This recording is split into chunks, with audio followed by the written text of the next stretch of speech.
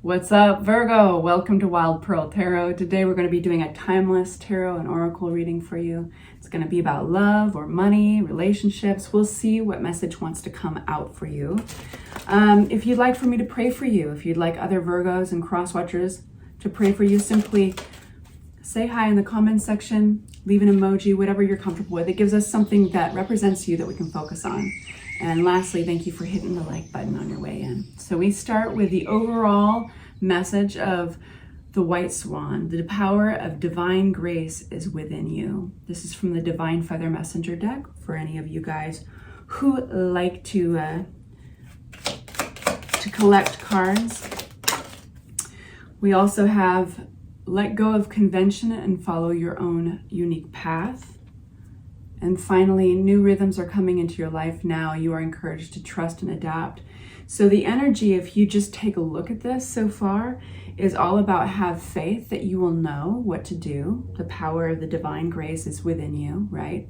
And also it seems that things are changing, things are transforming, and you may not recognize the terrain. So what do we do when that happens? We can't fall back always on our mind or our brain. Our brain only knows and recognizes patterns that it's already established. So that's when you want to fall back on your intuition. It's got big hermit energy. Let's see where tarot is going with it.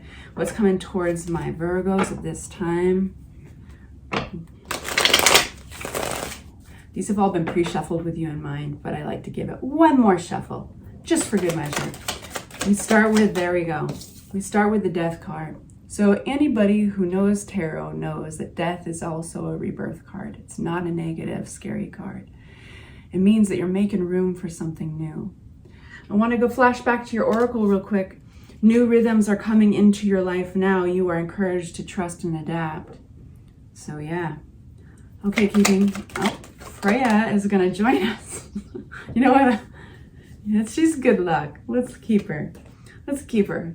She got cute little feet. Look at that. All right, so listen, we got something really interesting.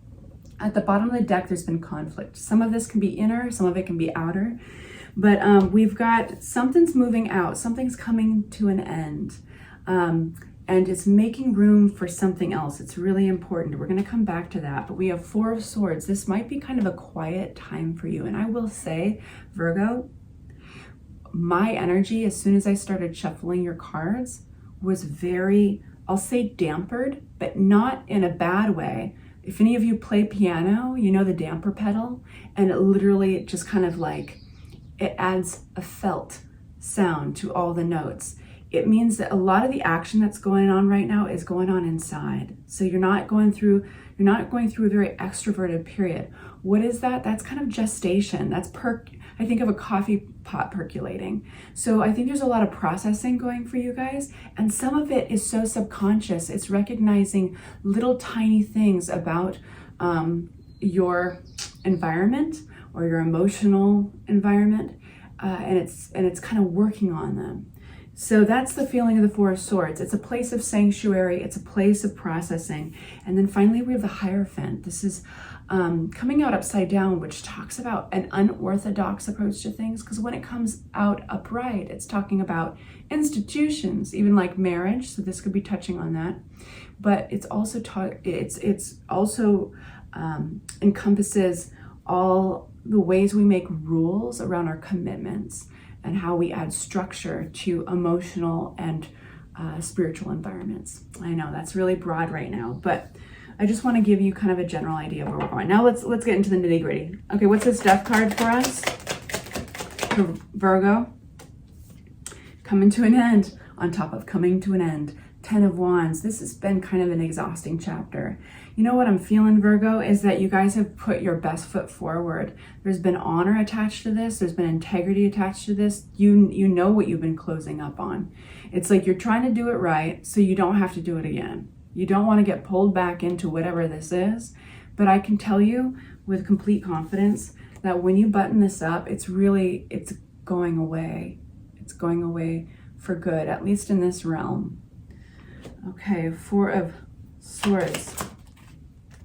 Okay, you're recognizing a pattern. So remember when I was saying, hey, the coffee pot's percolating, you might not be very extroverted right now. My energy right now is very like I'm like under the waves. I'm a Pisces, so that's the way I would describe it. But I feel under the waves. I feel under the ground. And it's not a bad place to be. But what's going on in there is the devil. So the devil represents in this situation possibly cycles, patterns. You might be really sensitive, recognizing certain patterns, things that you get sucked back into that actually you've been, maybe there's a sense of manipulation or codependency attached to it. But the question is, does this serve me?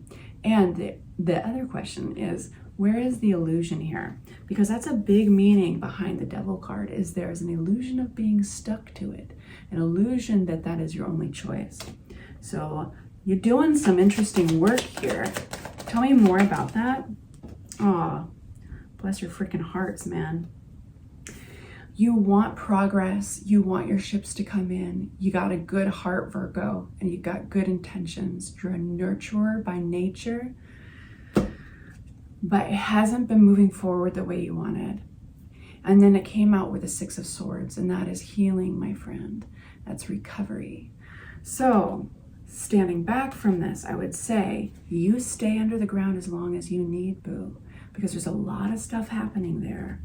There's observing patterns in which you felt stuck or closed in by, but you're also seeing behind the veil. You're seeing the man behind the curtain, so to speak. You're seeing that this is something that you can break.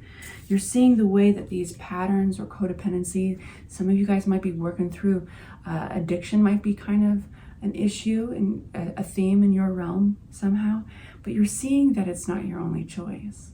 But you're also seeing how it's like been the one thing that stood in the way of something coming towards you, progress, movement forward. And so now I love that we are getting the recovery card. I love that for you. So let's talk about this Hierophant. So breaking the rules, doing things in an unorthodox way.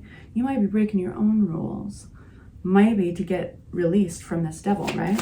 What is this Hierophant upside down? Oh, I think you're going to be inspired because we got the Ace of Wands, boo. The Ace of Wands talks about something landing in your lap, something full of, I got my nose is itching like crazy. That's a really good sign. Something full of passion, something full of energy. What is this Ace of Wands? What do you think it is, Freya? 3 of Swords.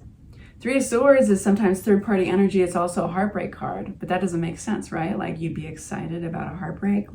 So there's more to the story. So let's unpack it a little bit more. Breaking the rules, unorthodox thing. This is big picture stuff.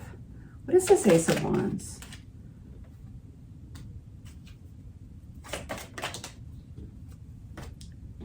Cards really want to fly out for you today.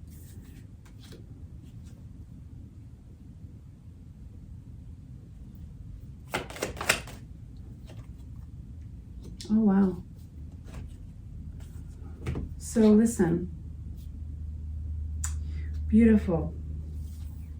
This is you overcoming some heartbreak. This is you overcoming something that was challenging, difficult to navigate. And I gotta say, kudos to you for breaking rules, because it is suggesting, I mean, this is the marriage card. Some of you guys could be getting out of a marriage, but this is also like doing things in a way that others aren't, or that you've never done it. You're seeing something that you want. And in fact, it's seeing you first. It's dropping down in your lap, and you are going to recognize this opportunity. This is a passionate opportunity, so it could be around love. It could be around a passion project.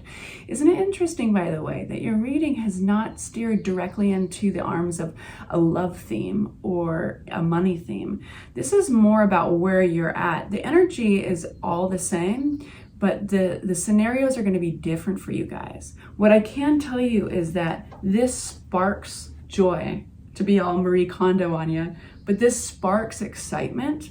You'll know when it's there. And I think you've been in the trenches. You've been doing the work, heartbreak, possibly third-party energy here with the 3 of Swords. Sorry, my cat has allergies and she's been sneezing a lot. Does anybody know what to do? I mean, it's pretty new, so I need to just call her vet. Anyway, so you know what it's like to be in the trenches. You've worked through something big. Now you're looking at the big picture here. And so your actions are being oriented towards the big picture. That's what motivates you. So whatever this possibility is, whatever this passion is that drops in your lap, whether it's a relationship or a project or travel, you are going to be seeing the long game version of it, 10 of Pentacles, and you are calling things into being. It's almost by sheer will, and a sense of like, no, I will be moving forward. No, I've had my time in the trenches. It's kind of this, no, I will break my own rules. I will break my own rules. I'll do something that maybe I wouldn't normally. And that moves the wheel forward. The Wheel of Fortune is a really interesting card because it's also karmically saying you're exactly where you're supposed to be at this time. So it's talking about a timeline. It's saying, hey, things leading up until now, Virgo, have happened a certain way. So you are landing exactly where you're supposed to be at the right time. Take advantage of this. This is moving you forward, and it's a very good luck theme. It's like good stuff is coming towards you. It's through sheer willpower and strength that you didn't know you had. But you wouldn't exercise these muscles if you didn't have a reason to, right? Whatever scenario you're recovering from and you're coming out of, you've bulked up a whole new set of muscles. And kudos to you because they're at play. So now that you have these muscles, you can go forward in a very abundant way. You're going to get messages or travel. This Eight of Wands is like something's coming towards you, either in messages. So pay attention to your phone. Pay attention to if you're on social media, people contact you. This would be good. This is good news. All this is good news. But it's abundance. Abundance in something that you've wanted to build. If that's money, then it's going to be an opportunity, a project. If that's in love, it's going to be these opportunities, passion, opportunity in relationship. This can also be a travel card. That's a beautiful reading. I hope that was helpful for you guys. Say hi in the comment section if you'd like for me to pray for you, as well as others to chime in. And I'll talk to you very soon. Bye-bye.